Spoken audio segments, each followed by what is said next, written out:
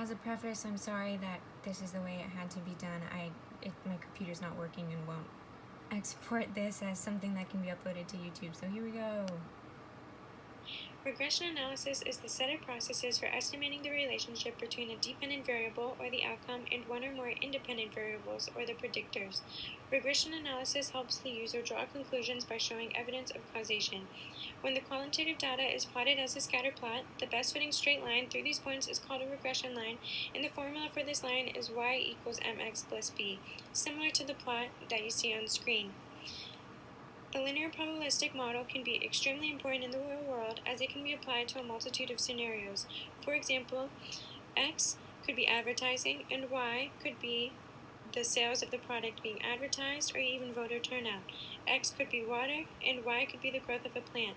Each of these relationships shows a positive indirect relationship, meaning that both variables increase or decrease in conjunction.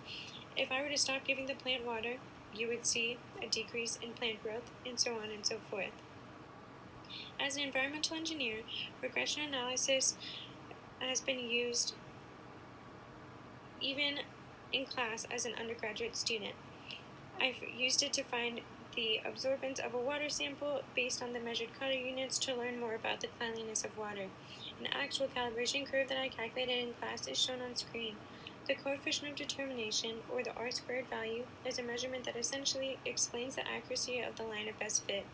The R-squared value can range from 0 to 1, and this one is 0.99938, which is great.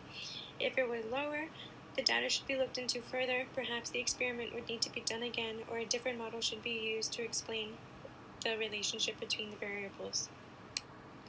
Linear regression modeling can even be used to settle the debate about climate change. In this case, the input variable would be greenhouse gases, and the output variable would be global temperatures. We can predict that there will be a positive and direct relationship between greenhouse gases and global temperatures because, as explained by the image on screen, we know that greenhouse gases prevent heat from escaping the atmosphere, thus causing a greenhouse effect within the atmosphere. In 2019, Bruno Patricione and Alessandro Bricca published a regression analysis in the Nature Conservation Journal. They had over 70 years of temperature observations, and linear regression analysis was used.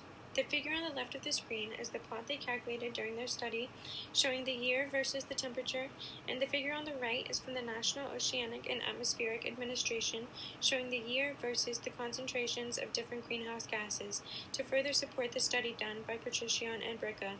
This allows us to conclude that there is a significant correlation between greenhouse gases and global temperatures and can be explained by linear regression modeling.